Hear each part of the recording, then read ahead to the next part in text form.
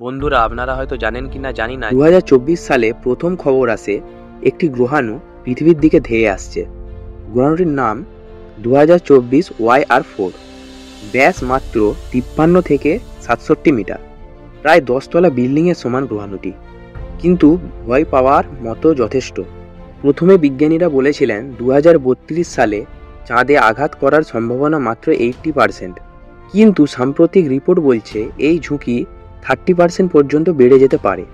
এই খবরটি শোনার পর বিশ্বজুড়ে মহাকাশ বিজ্ঞানীদের মধ্যে উদ্বেগ শুরু হয়ে গিয়েছে ইতিমধ্যেই। এখন সবার চোখ জেমস ওয়েব টেলিস্কোপের দিকে।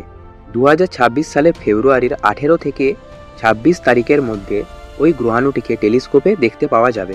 ওই কয়েকদিনেই জানা যাবে যে ঝুঁকি কমছে না আরও বাড়ছে। বিজ্ঞানীরা আশা করছেন 80% সম্ভাবনা আছে ঝুঁকি 1%-এ নেমে আসবে, তবে 5% সম্ভাবনা আছে যে ঝুঁকি 30%-এর ওপরে যেতে পারে।